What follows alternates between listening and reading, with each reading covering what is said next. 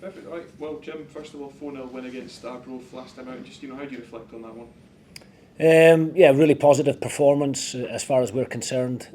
Started the game on the front foot. Got that early goal, which is really important, and settled everybody down. And then 4-0 is a great scoreline when you look at it, but after the game we were quite critical of ourselves because we felt that we could have scored another 3 or 4 goals. No disrespect to Arbroath, but we missed 3 really good opportunities in the first half from 1v1 situations that we would expect to be a bit more clinical in those situations. But a really positive follow-up from a very good performance down in Greenock midweek.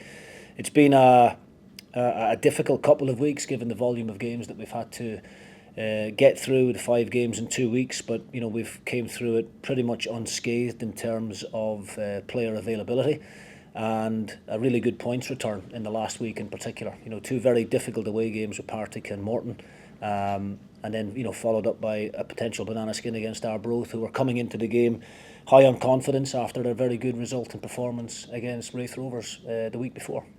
And obviously Dunfermline next up, and just what's your thoughts ahead of that game on Friday?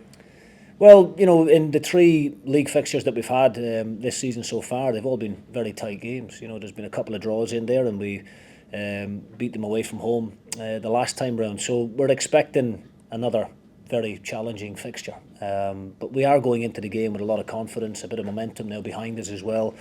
Dunfermline are going through a little bit of a difficult period, and we've just got to focus on ourselves, make sure that we turn up in the right mindset, approach the game in a positive manner, and hopefully come away with all maximum points.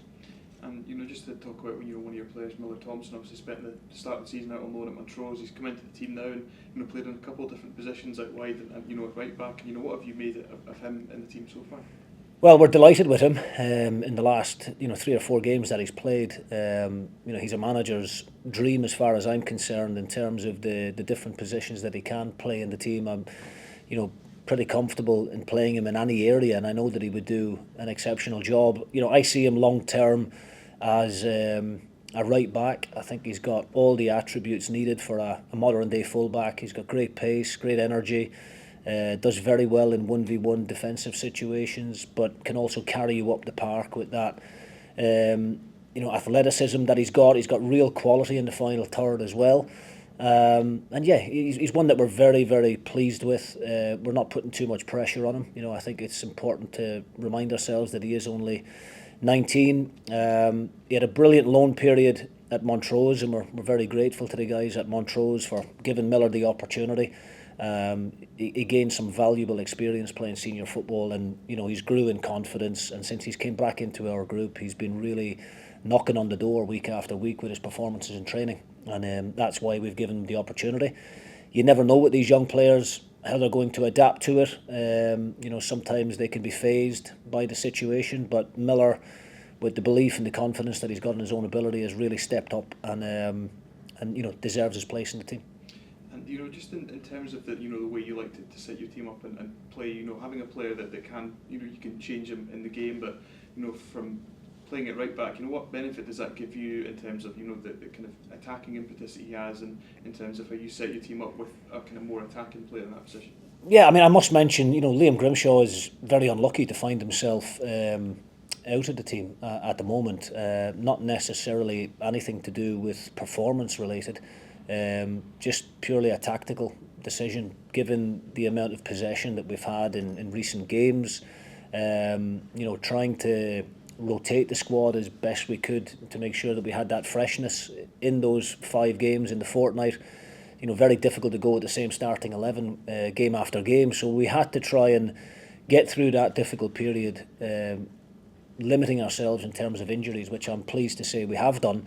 But Miller really gave us something to think about, mainly on the attacking front. We brought Liam Grimshaw back into the game down at Greenock because we know how Morton like to play. They get the ball forward early and you're going to have to defend your box, and that is an area that Miller needs to improve on. And physically, with his development, over the next 12 to 18 months, that will come. But he holds his place down in the team right now because of his performances. He knows that he has to stay consistent. He's not going to take anything for granted. We're working hard with him on the training pitch. Dave Bowman in particular, there's a lot of match day analysis with him, looking back on his clips and trying to help him with learning that particular position. But at the moment, we're delighted with him. But as I said, we're not going to put too much pressure on him. We know that those inconsistencies can be there with young players, but he knows I believe in him, and hopefully that will give him confidence.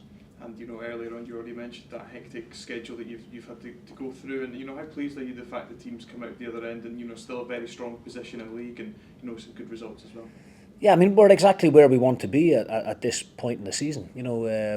We've had a really good points return in the last week, 2 difficult away games obviously, and then followed both those games up with a really good, exciting performance at home in front of our own fans, which is probably something that we've been guilty of throughout the course of the campaign, is not entertaining our home support enough because of the way that opposition teams come and play against us. They're quite happy to sit in and frustrate us and try and create an air of anxiety about the place, and we haven't probably handled that situation well enough, and I think the points return probably proves that. Our points return on the road has been exceptional, and that's why we're looking forward to the away game on Friday night. It should be a great atmosphere. We enjoy playing in the Friday night football live on the telly as well. Another good opportunity for this group of players to go and show not just the people at the game in the stadium, but also the people watching live on the telly what good players they are.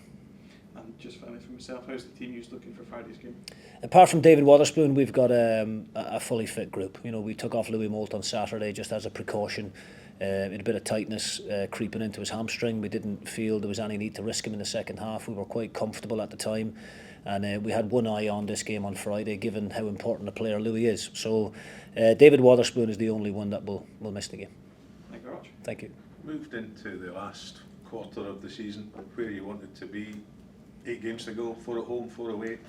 Probably importantly against Partick and Raith at home coming along.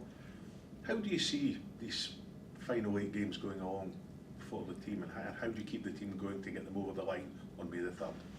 Well, we've set ourselves a points target in each quarter, and we're ahead of what that target is right now. I think we're only 5 or 6 points off of what Dundee actually won the league with last year. I think that shows you how competitive the league has been, how well Raith Rovers have done as well to maintain the pace, and we can't get too far ahead of ourselves. It's as simple as that. We had a meeting a couple of weeks ago speaking about how we're doing enough at the moment, but how do we squeeze that little bit more out of each other individually, and for me as manager, how do I squeeze that bit more out of the group, and whether that's the staff or the players. But collectively, let's not be satisfied with what we've done up to now. I still think the team can improve. We've got a very young squad as well. I know we've got some good senior players in amongst it, but we've got a lot of young players that I think have got still room for improvement. And how do we continue to try keep pushing that bar? We're not thinking about the next 8 games, we're just thinking about the next one. And the next one is Dunfermline. Very difficult fixture, away from home. Law of averages would say that Dunfermline are going to turn the corner at some point. They've got too good a squad not to, and we just need to make sure that it's not against us on Friday. The coverage that the Championship gets on the television now is far better than it's probably ever been. You've had the opportunity this week to see 3 of your rivals, Partick Thistle, Raith and Greenock Morton, all play on the television, to be able to look at it from that. Do you feel that gives you some sort of, rather than having to go to the games to see these sometimes, the advantage of being able just to sit with a group of people and analyse these and have the recordings there and then? I think the league as a whole has been probably the most competitive that it's been for a hell of a long time. There are some very good experienced managers at certain teams now as well. I think you only need to look at Callum Davidson coming in and taking the Queen's Park job on. A manager that a couple of years ago won the Cup double and had great success with St Johnstone in the Premier League. Jim McIntyre is now back involved at Arbroath again. Jim is managed in the Premier League. So there are some very good experienced managers. There's also some very good young coaches in the league that I think deserve a lot of credit. I love the job that Rhys McCabe has done at Airdrie. Always had difficult fixtures against them. So I think every week, regardless of what team you're facing, it's always a different style of play, and you've got to really continue to analyse the opposition and be prepared for every scenario. And I suppose that's probably been the most difficult thing, is that from one week to the next you've got to make little tweaks to your own tactics, to your own system and to your own personnel to try and counter what the opposition are going to do. But we always try and keep the main focus on ourselves and what we can do. And I think defensively this season we've been excellent. We've got a really good shape and a good organisation to the team. You only need to look at the goals against column for that. We haven't lost a lot of games, and we've scored a hell of a lot of goals this season, and that's what we need to do between now and the end of the season. And come the 3rd of May, that's when the medals will be handed out, and whoever finishes top of the table at that point, that's where they'll deserve to be. And fingers crossed we do enough between now and then to make sure it's us. So Friday night you're up against a young manager with Premier League experience, with fresh ideas. How are you going to tackle the game on Friday?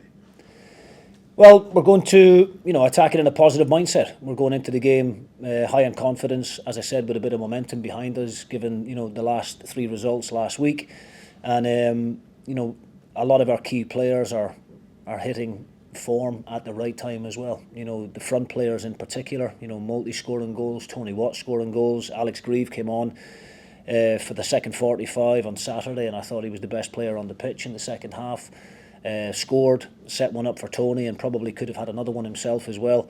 Defensively, I always feel confident, in Jack Walton and the back 4. And I think collectively as a group, I don't like to focus on individuals, but I think collectively as a group, whatever 11 we go with, I'm always confident that we've got enough within the ranks to go and get the job done. And you can look at the bench there on Saturday against Arbroath, and the amount of positive substitutions that we can make as well when there's that little bit of fatigue setting in. So we're in a great place right now. We're not getting too far ahead of ourselves. As I said to you, we're just focusing on each game as it comes. And Dunfermline Friday night is a really, really important fixture, and one that we have to make sure that we go and get maximum points in. Looking at the game when Alex Grieve came on, desperate for his first goal for Dundee United, what does it tell you about the quality of the player that instead of going for the goal, just put it on a plate for Tony Watt? What does that tell you about that type of player? Well, it's the culture that we're trying to build here at Dundee United. We don't care about individual honours. It's not about anybody individually getting all the praise. It's always been a collective effort, whether it's from the staff or the players, and there's a hell of a lot of staff out with our group that do a lot of hard work as well, and there's been a lot of hard work done from the disappointment of last season to put us in a good place this season. I think recruitment wise, it's always been something that has been big in terms of, yes, we want to identify good quality players, but we're all about the individual and the characteristics of that person to make sure that they come and fit into what we're trying to do here. And I think Alex Grieve summed that up in the second half. Really unselfish, and I singled him out after the game in the dressing room, and all the players, they were the first ones to go and celebrate with Alex. More probably went to Alex than they did to Tony, which I think shows you the appreciation that his teammates had for him, because that was a real crucial moment in the game. The third goal was massive at 2-0. Arbroath were still very much in it, and most strikers probably may have taken that one on and tried to score from a tight angle. Alex had the awareness to know that Tony was in a better position than him, and that was massive for us, and just shows you the team spirit and the togetherness that we've got within the group.